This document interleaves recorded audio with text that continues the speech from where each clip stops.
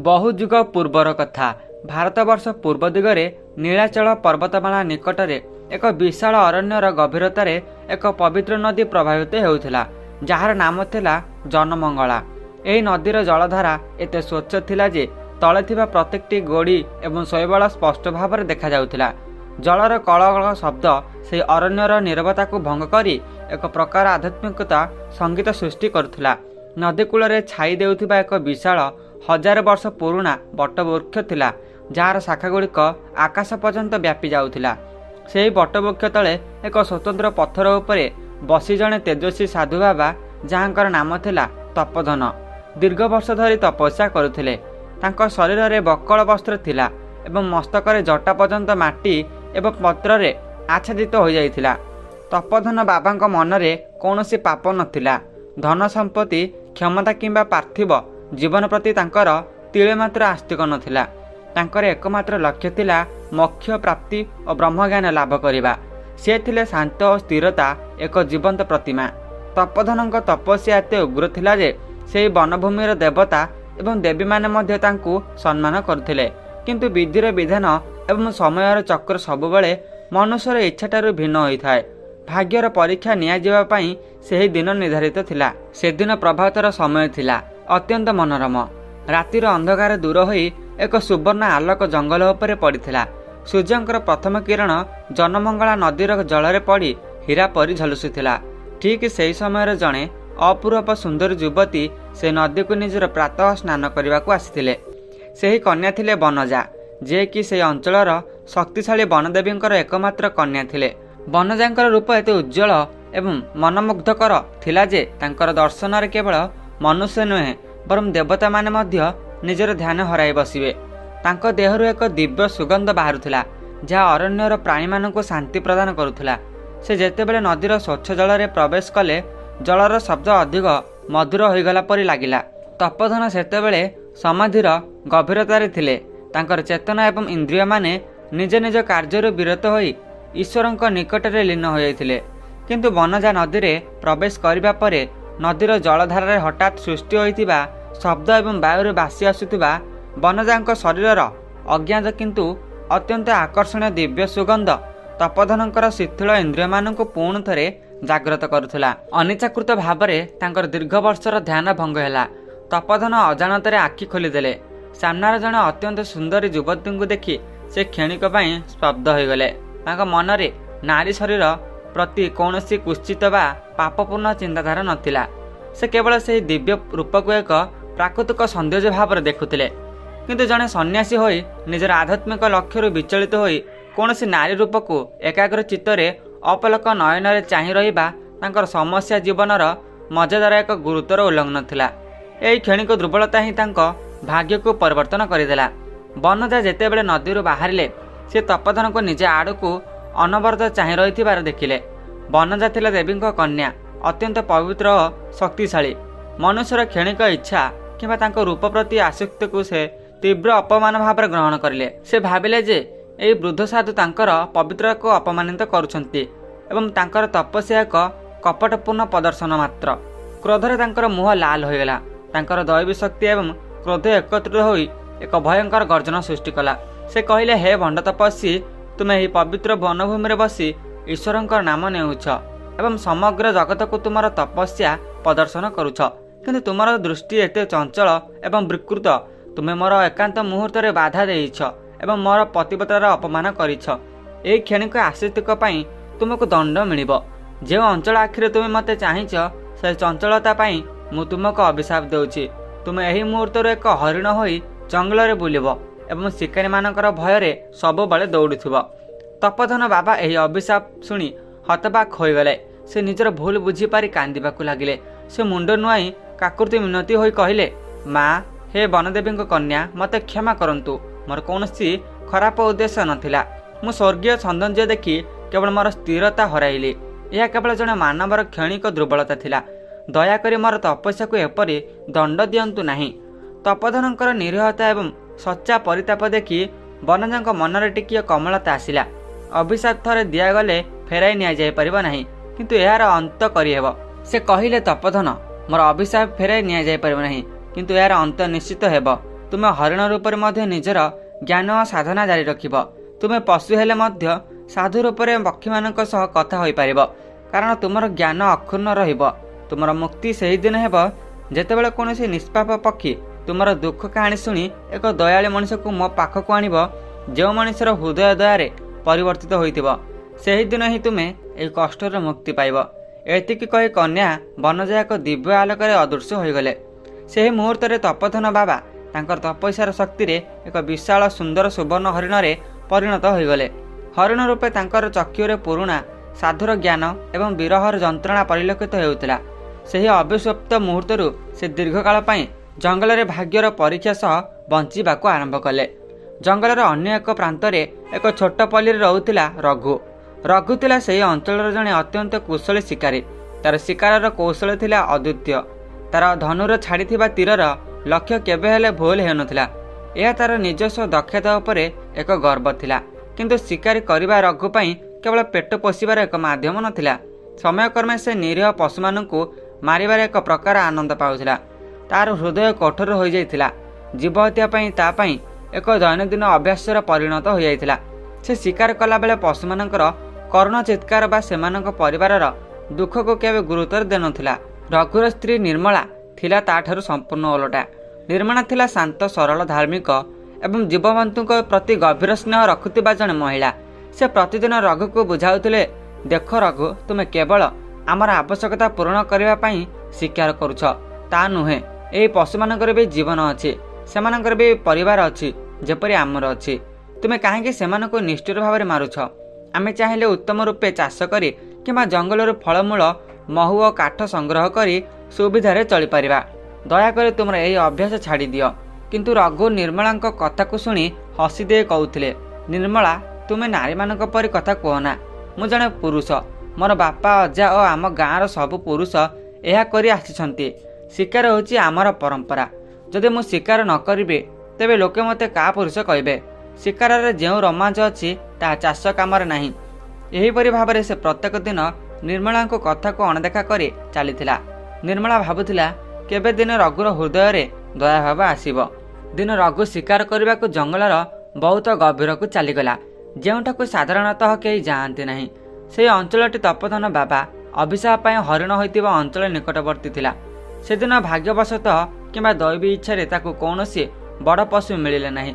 खरार तापमात्रा प्रखर हेबारु से क्लांत होई एक विशाल बरगछ मूले बसी क्लांत मेंटाउथिले। से पानी पी थका मेंटाइबा पई चेष्टा करुथिला, किंतु तार शिकारर लोभ ताकू शांति रे बसिबाकू देउनथिला।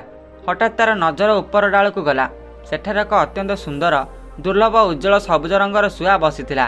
तार थंट थिला गाढ़ नाली एवं तार आखिरे एक आश्चर्यजनक चमक थिला, जहाँ अत्यंत बुद्धिमान पक्षी मानकर थाए। सेही शुआटी निजर पर को सफा करुथिला एवं किछि फूल खाउथिला। रघु भाविला, आज कौनसी बड़ पशु मिलिला नाही, किंतु एही शुआटी बहुत सुंदर देखाउछि। एपरि शुआ केबे मु देखि नथिले। जदि एहाको जीवंत धरी गाँर बड़ बजार रे बिकिदेबी तेबे निश्चित भाव में मत बहुत भल टंका मिलिबो। यह एक अलौकिक पक्षी परि लागुछि। रघुर मनरे धनर लोभ बढ़ीगला। से बहुत संतपन्न रे एक शिकारीर समस्त कौशल प्रयोग करी निज जाल को बिछाइला। से एक विशेष प्रकार पक्षी डाक शब्द करी शुआटी को आकर्षित कला एवं कौशल करी ताकू धरी पकाइला। तार लोभी आखिरे विजयर चमक थिला।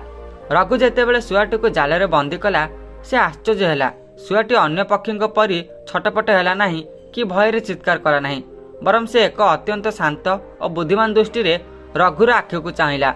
शुआटी परिष्कार मनीष भाषार कथा कहला। से कहला, हे भाई रघु, तुमे मते धरी किछि लाभ पाइब नाही।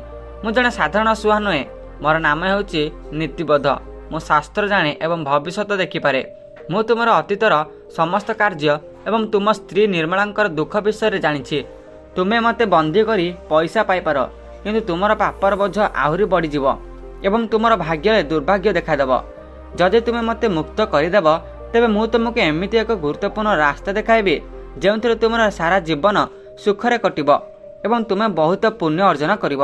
रघु यह शुणी आश्चर्य कंपिकला। से केबे भी एक पक्षी को मनीष परी एते विचक्षणतार सह कथा कहबार शुणी नथिला। तार हृदय भय और लोभर एक द्वंद्व सृष्टि हैला, किंतु लोभ अधिक शक्तिशाली थिला। से कहला, तू कथा कहि पारुछु, यह तो एक बड़ चमत्कार। एपर चमत्कार पक्षीर दाम अधिक हेब, किंतु मु तते छाड़बे नहीं। तू मो पई भाग्य नहीं आसीचु, तते बिकिले मु धन्य होई जीवी एवं आउ शिकार करबा को पड़िबो नहीं। तोर कहानी सब मते बाजार रे कहबू। रघु शुआटी को एक छोट पंजरा रे पुराई ताको निज घर को आनिला। घरे पहुंचवा पर निर्मला शुआटी को देखि बहुत दुखित हैला। से कहला, रघु तुमे पुणी एही निरीह पक्षीटी को बंदी करी आनिछ, तुमको एथिरु कि आनंद मिलुछि? देख ता आखिरे केते करुणा विवेक। एहाकु तुरंत छाड़ी दियो। तुमे जानिना एपरि कर्म आम परिवार पई दुर्भाग्य आनी पारे। किंतु रघु निज जिद्रे अटल रहिला। से कहला, निर्मला तुमे यार मूल्य जानिन। यह मनीष परी कथा कहि पारे। एहाकु बिकिले आमर गरीबी दूर होई जिवो। निर्मला दुखरे मुंड नुआई कांदिबाकु लागिला, किंतु से किछि करि पारिला नाही। परदिन रघु शुआटी को नहीं सहरर बड़ बजार को गला। से लोक मानक देखाइला जे एही शुआ मनीष भली कथा कहि पारे। से शुआटीर बहुत बड़ दाम मागिला।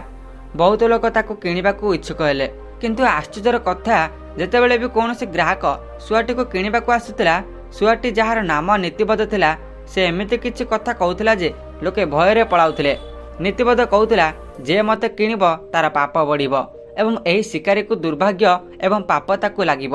मु जने बंदी, मते किणिबा द्वारा तुम घर को अशांति आसीपारे। किंतु आश्चर्यर कथा जेतेबेले भी कौनसी ग्राहक शुआटी को किणिबाकू आसुतिला, शुआटी जार नाम नीतिबद्ध थिला, से एमिति किछि कथा कहूतिला जे लोके भयरे पळाउथिले। नीतिबद्ध कहूतिला, जे मते किणिब तार पाप बढ़िब एवं एही शिकारी को दुर्भाग्य एवं पाप ताकू लागिब। मु जने बंदी, मते किणिबा द्वारा तुम घर को शांति आसीबो नाही, केवल अशांति आसीबो। मु ज्ञानी, किंतु एही शिकारी लोभी, मु तार नुहे। शुआटीर कथा एते सत्य एवं शास्त्र सम्मत लागुथिला जे लोके भयरे भाबिले जे या निश्चित कौनसी अभिशप्त बा अलौकिक पक्षी। सेमाने रघुर पाखक आसिले नहीं। संध्या होइगला, बजार खाली होगला, किंतु केही भी शुआटी को किणिले नहीं। रघु संपूर्ण निराश होई घर को फेरिला। तार मनरे प्रथम थर पई अनुताप आसिला। से भाबिला, ए शुआटी निश्चय अलौकिक। एहाको बंदी करी रखिबा मो पई दुर्भाग्य आणुछि, केवल पाप बढ़ुछि, धन मिलु नहीं। से तुरंत पिंजरा खोलिदेला एवं कहला, जा शुआ, तू मुक्त। मु तते क्षमा मागुछि, मु तते लोभरे धरिथिली। एही मुहूर्त रघुर हृदय रे बहु वर्ष पर प्रथम थर पई दयार झलक देखागला। लोभ परिवर्ते दया तार मन को किछि क्षण पई अधिकार कला। मुक्त हेबा परे शुआटी नीतिबद्ध उड़ी न जाई रघुर कांधरे बसिला। रघु एवं निर्मला तार एपरि आचरण देखि आश्चर्य हेले। नीतिबद्ध एक मधुर स्वरे कहला, रघु तुमे आज एक महत काम करिछ। तुमे तुमर लोभ को त्याग करिछ एवं एही कार्य तुमर अतिरिक्त समस्त पाप को किछि मात्रा रे ख्यालीन करिछि। वर्तमान तुमे जणे दयालु मनीष हेबा पे प्रथम पाहाच गढ़िछ। एबे शुण मोर कहानी, जहाँ तुमको एक बहुत बड़ पुण्य काम करने सुजोग देव। शुआटी कहवा आरंभ कला, मु किछि दिन तले एक बाज पक्षी द्वारा आक्रमण होई गभीर भाव में आहत होई तले पड़ी। मु मृत्यु को अपेक्षा करी। जेतेबेले एक अद्भुत दृश्य देखा मिला। एक विशाल सुंदर सुवर्ण हरिण हठात सेठाकू आसिला। हरिणटी निजर सिंह एवं शक्ति साहाय्य मते जंगलर अन्य हिंस्र प्राणी एवं से बाज पक्षी ठारू रक्षा करथिला एवं मते सुरक्षित स्थान को नहीं जाइथिला। से मोर चिकित्सा करबा पई किछि दिव्य औषधीय लता खोजी आनिथिला। से हरिण सहित मु जेतेबेले कथा हेली, मु जानिबाको पाइली जे से वास्तव में जने महान साधु थिले। तांकर नाम तपोधन। एही हरिण रूप में से निजर ज्ञान और साधारण शक्ति बजाय रखिछंती। शुआटी एहापर तपोधन बाबांकर समस्त घटना वर्णना कला। किपरि से वनराजंकर रूप देखि क्षणिक दुर्बलता देखाइथिले, किपरि वनराजा को अभिशाप देई हरिण करदेले एवं सबुठारु गुरुत्वपूर्ण कथा हेउछि साधु को किपरि मुक्त मिलिबो। नीतिबद्ध कहला, से कन्या वनजा कहिथिले जे यदि कौनसी निष्पाप पक्षी साधुंकर दुख कहानी शुणी जने दयाल मनीष को तांक पाखकू आनिब, तेबे साधु मुक्त होइजिबे।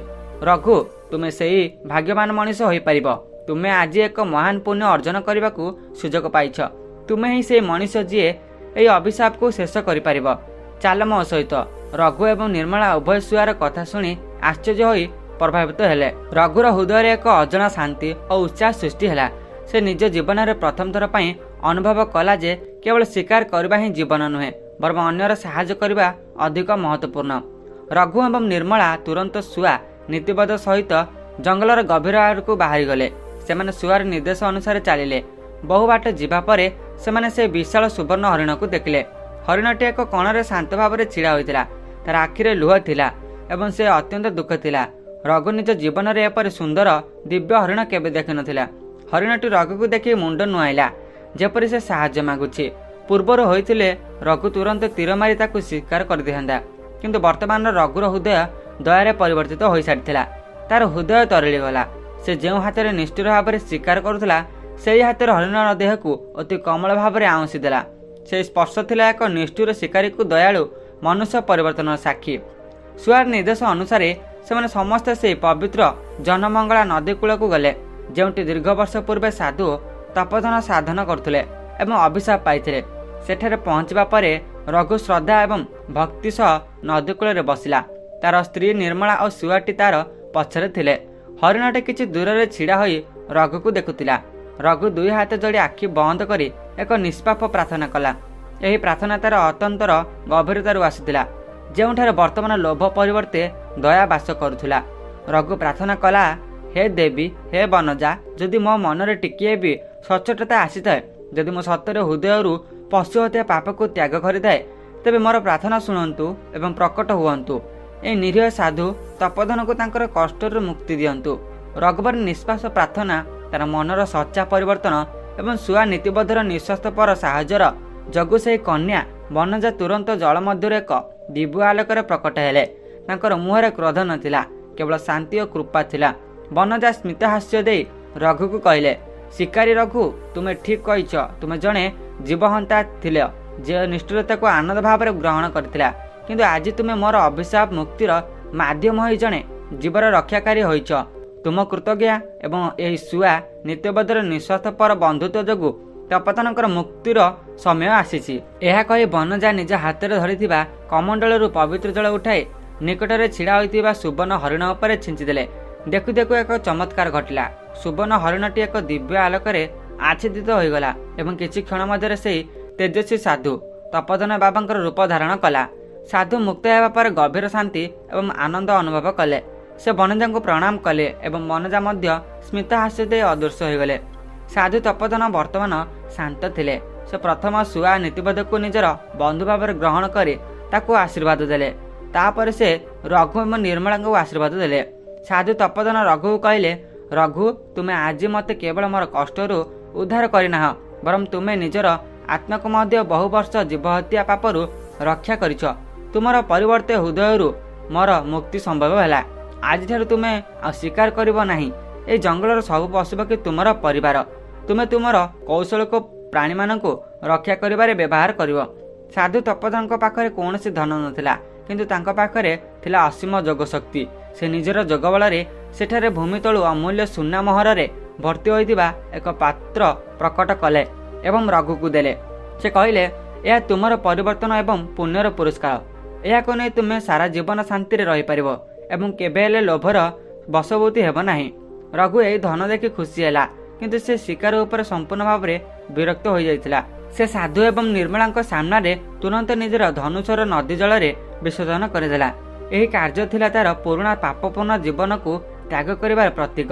ସେ ଶପଥ ନେଲା ଯେ ସେ ଆଉ କେବେ ଜୀବ ହତ୍ୟା କରିବ ନାହିଁ। ରଘୁ ଏବଂ ନିର୍ମଳା ଉଭୟ ଶୁଆ ନୀତିବଦ୍ଧ ଏବଂ ସାଧୁଙ୍କ ଆଶୀର୍ବାଦ ନେଇ ଖୁସିରେ ନିଜ ଗାଁକୁ ଫେରିଗଲେ। ସେ ସାଧୁଙ୍କ ଦ୍ୱାରା ପ୍ରାପ୍ତ ଧନର କିଛି ଅଂଶ ବ୍ୟବହାର କରି ଏକ ବଡ଼ ଜମି କିଣିଲେ ଏବଂ ଏକ ସୁନ୍ଦର ବଗିଚା କଲା। ସେହି ଜମିରେ ସେ ବହୁତ ପଶୁପକ୍ଷୀଙ୍କ ପାଇଁ ଏକ ଆଶ୍ରୟସ୍ଥଳୀ ତିଆରି କଲା। ସେ ବର୍ତ୍ତମାନ ଏକ ସାଧାରଣ ଚାଷୀ ଏବଂ ଜୀବପ୍ରେମୀ ଭାବରେ ଜୀବନ ଆରମ୍ଭ କଲା। ସେ ସୁନ୍ଦର ଶୁଆ ନୀତିବଦ୍ଧ ରଘୁର ପରିବାର ସହିତ ଏକ ବନ୍ଧୁ ପରି ରହିଲା। ସେ ପ୍ରତିଦିନ ସକାଳେ ରଘୁକୁ ଧର୍ମ, ନୀତି ଏବଂ ସକାରାତ୍ମକ କଥା ଶୁଣାଉଥିଲା, ଯାହା ରଘୁକୁ ସବୁବେଳେ ସଠିକ୍ ପଥରେ ରହିବାକୁ ସାହାଯ୍ୟ କରୁଥିଲା। ରଘୁର ଏହି ଆଶ୍ଚର୍ଯ୍ୟଜନକ ପରିବର୍ତ୍ତନ ଦେଖି ଗାଁର ଅନ୍ୟ ଶିକାରୀମାନେ ମଧ୍ୟ ପ୍ରଭାବିତ ହେଲେ ଏବଂ ସେମାନଙ୍କ ମଧ୍ୟରୁ ଅନେକ ଶିକାର ଛାଡ଼ି ନିଜର ଜୀବନଶୈଳୀକୁ ବଦଳାଇ ଦେଲେ। ଏହି କାହାଣୀ ପ୍ରମାଣ କରେ ଯେ ମଣିଷ ହୃଦୟରେ ଦୟା ହିଁ ସବୁଠାରୁ ବଡ଼ ଶକ୍ତି ଏବଂ ସବୁଠାରୁ ବଡ଼ ପୁଣ୍ୟ। ଜୀବନରେ କେବେ ବିଳମ୍ବ ହୋଇନାହିଁ। ଯେକୌଣସି ମୁହୂର୍ତ୍ତରେ ମଣିଷ ନିଜର ଭୁଲ ସୁଧାରି ନୂତନ ଜୀବନ ଆରମ୍ଭ କରିପାରେ।